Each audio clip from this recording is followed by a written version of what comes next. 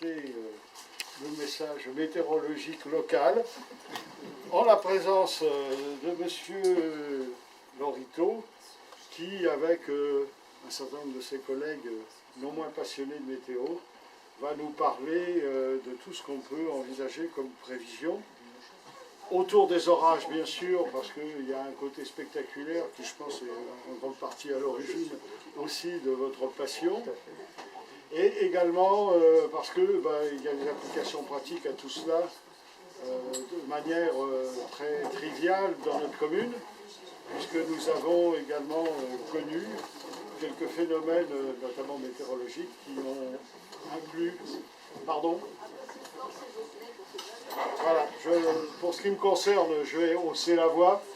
Donc, qui ont causé à un certain nombre d'entre nous des soucis importants, et pas seulement d'ailleurs hier, le bassin du Gapot, à Rose, d'autres communes, qui ont également souffert de cela.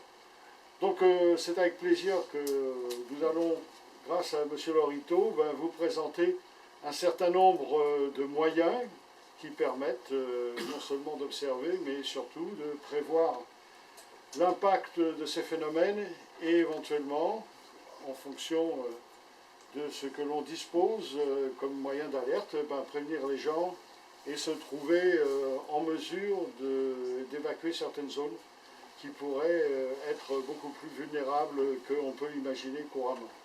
Voilà, donc je vais laisser la parole à M. Lorito. Sachez que, grosso modo, vous allez nous faire un exposé d'1 heure environ, et que, bien entendu, la discussion sera ouverte à la suite. Compte tenu du côté réduit de nos locaux, nous allons faire au mieux pour que les chances puissent se faire. Au moins, en ce qui me concerne, moi, question portée de voix, je ne suis pas trop gêné ce soir. Mais ce qui est important, c'est pas ce que je dis, c'est ce que va dire M. Lorito. Donc, je lui passe la parole et je vais baisser la lumière ici.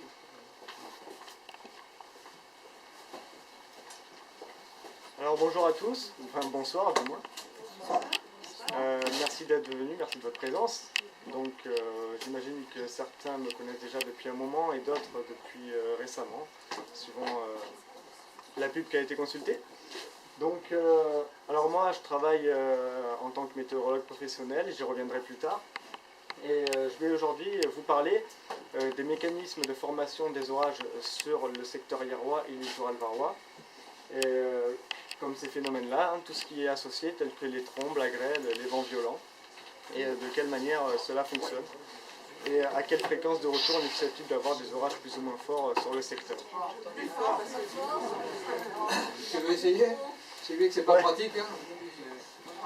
C'est un peu...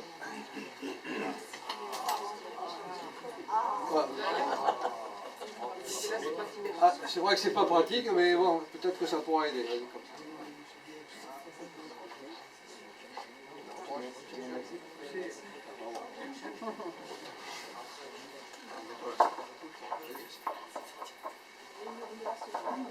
Ça y est? C'est mieux? Attends.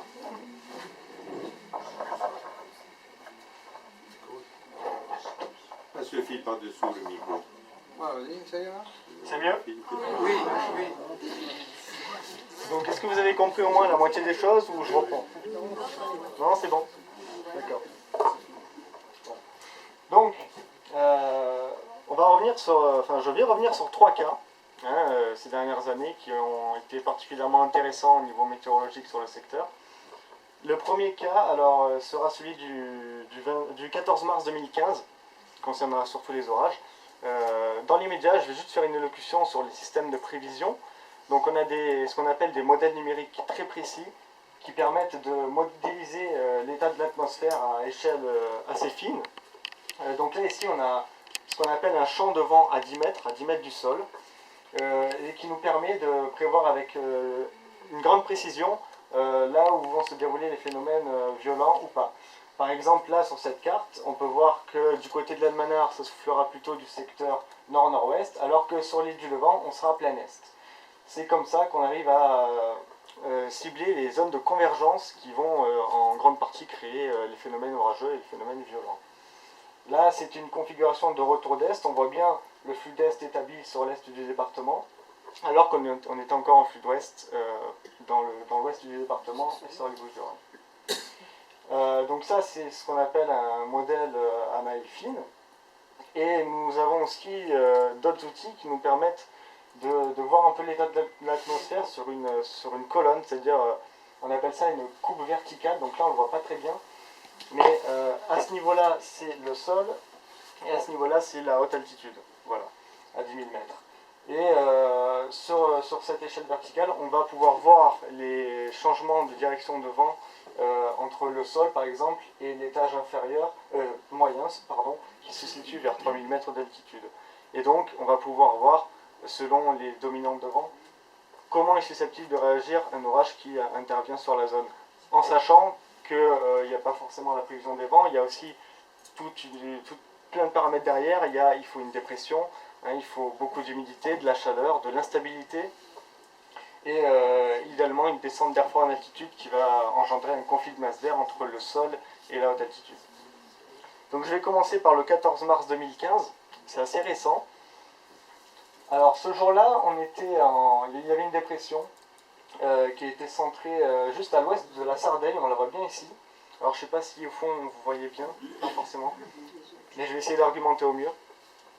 Donc la dépression qui était juste à l'ouest de la Sardaigne provoque un flux d'est à sud-est sur le secteur Iérois.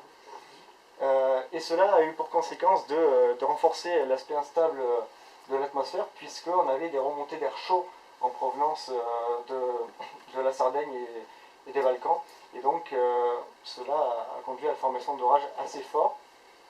Sur l'image, sur le modèle où on voit les vents, donc la carte suivante qui modélise les vents au même moment au sol, on aperçoit qu'il y a un vent d'est sur le littoral varois, alors que dans la vallée du Rhône, on est en nord-nord-ouest, tandis que sur l'ouest de la Corse et le nord de la Sardaigne, on est aussi en vent d'est. Et on voit qu'il y a une zone qui est sans vent, qui représente le cœur de la dépression, avec des directions de vent très variables dans un environnement très calme. Alors, des orages forts étaient prévus ce jour-là. Ils ont mis du temps à se déclarer, l'après-midi était finalement plutôt assez belle avec quelques orages à l'intérieur. Et en soirée, nous avons eu des orages assez forts sur le secteur de Gien et de Hyères. On voit ici une image de radar de précipitation. Alors, c'est-à-dire que dès qu'un nuage produit une chute de pluie, de grêle ou de neige, ça va être détecté par le radar de précipitation qui est placé dans le massif des Morts. Vous avez peut-être déjà vu, c'est une grosse boule blanche. Au sommet du Bœuf, ouais, le radar de Météo France.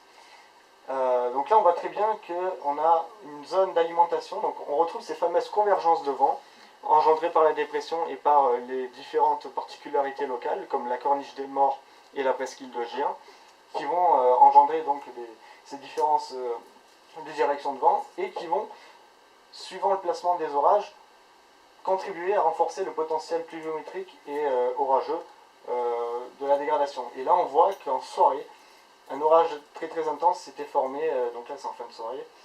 Voilà, là on arrive en soirée. On voit une zone au large du Cap Cissé qui évolue en flux de sud-est.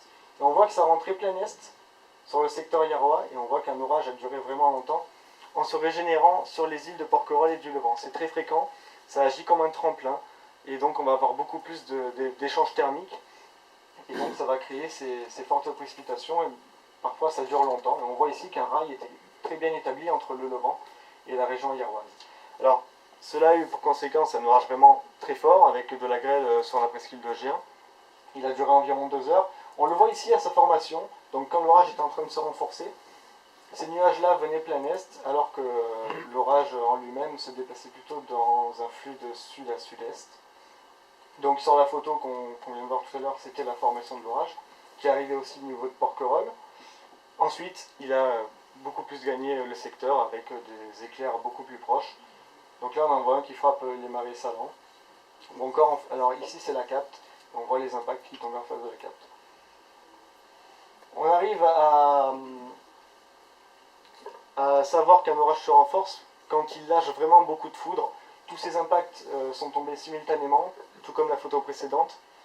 Et c'est là qu'on se rend compte que finalement l'influence des îles d'Hyères est très prépondérante sur les microclimats du secteur. Donc Donc là, on a d'autres chutes de foudre. Voilà, et là, on a un pain qui est foudroyé sur la route qui mène à la Cape. C'est ça. Voilà, on voit un orage qui est bien établi. On voit pas très bien Gien qui était sous le rideau de précipitation. Les impacts tombaient à l'avant de ce rideau de précipitation. Un impact tombe d'ailleurs très proche du village de la Cape, sur la gauche.